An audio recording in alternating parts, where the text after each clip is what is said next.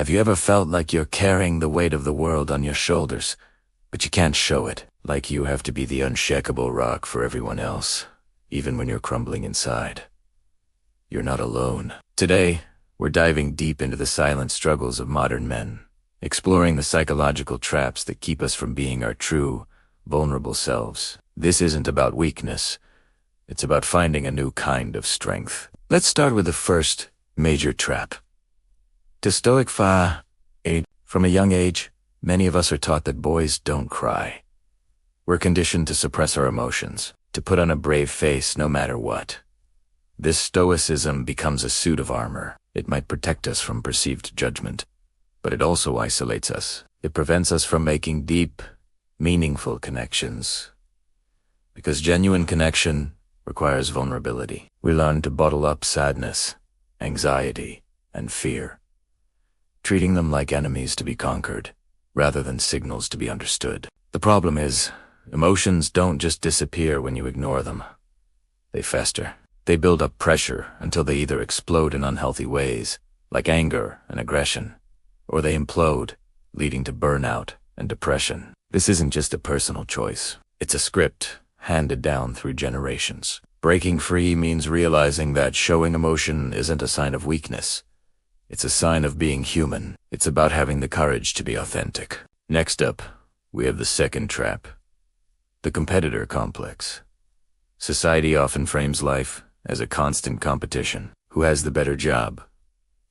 The bigger house?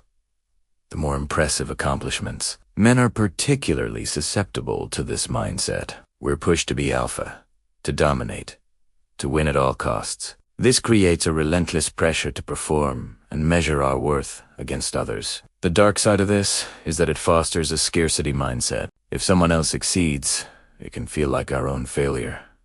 It turns potential allies into rivals. This constant one-upmanship is exhausting. It keeps us from collaborating, from celebrating others' wins, and from admitting when we need help.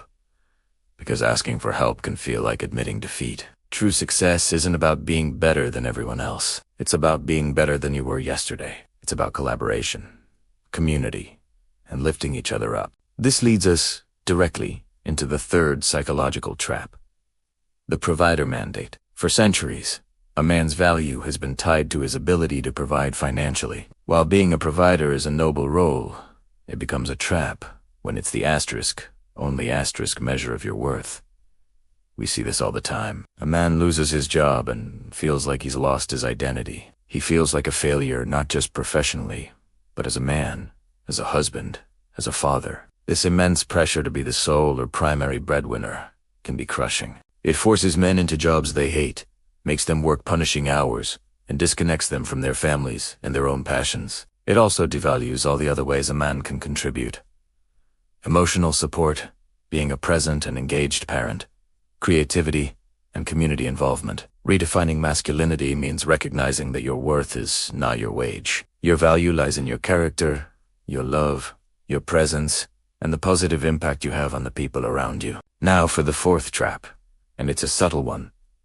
Emotional inarticulacy. Because many men are taught to suppress their feelings, they often lack the vocabulary to even describe what they're experiencing inside. When you ask some men how they are, the answer is almost always fine, okay, or good. But what does that really mean? Are you feeling overwhelmed, disappointed, excited, anxious, lonely? Without the words to articulate our inner world, we can't process our emotions effectively. We can't communicate our needs to our partners, our friends, or even to ourselves. It's like trying to navigate a complex city without a map. You just end up going in circles. This isn't a personal failing. It's a skill that hasn't been taught. Learning to identify and name your emotions is a superpower. It's the first step toward emotional intelligence and building healthier, more honest relationships. It allows you to say, I'm not just angry. I'm feeling disrespected. Or I'm not just tired. I'm feeling burnt out and unappreciated. This clarity is transformative. Finally, we arrive at the fifth and perhaps most insidious trap, the fear of vulnerability itself. We've touched on this throughout, but it deserves its own spotlight. Many men equate vulnerability with weakness. They believe that if they open up, they'll be seen as less capable, less masculine, or that their feelings will be used against them. This fear is a powerful cage. It keeps us from asking for help when we're struggling with our mental health. It stops us from saying, "I love you" first. It prevents us from admitting we made a mistake or that we don't have all the answers. But here's the truth that researcher Brené Brown has championed. Vulnerability is not weakness. It's our most accurate measure of courage. It takes immense strength to show up and be seen when you have no control over the outcome. It's the birthplace of connection, innovation, and trust. Every deep relationship you have is built on a foundation of mutual vulnerability. Every great leader has had to be vulnerable enough to admit they need their team. So what's the way out of these traps? It's not about abandoning masculinity. It's about expanding its definition. It's about embracing what we might call healthy masculinity. This means acknowledging that strength and sensitivity are not opposites. You can be strong and still ask for help. You can be a provider and still be emotionally present. You can be competitive and still be compassionate. The first step is self-awareness. Recognize these patterns in your own life. When do you put on the stoic mask? When do you feel that competitive urge taking over? Notice it without judgment. Just observe. The second step is to start small. You don't have to pour your heart out to a stranger. Start with one trusted persona partner, a best friend, a therapist. Try sharing something small that's bothering you. Test the waters and see that the world doesn't end. In fact, you'll likely find that it strengthens your bond. Third, redefine your metrics for success. Shift your focus from external validation like money and status to internal fulfillment. Are you living in alignment with your values? Are you a kind person?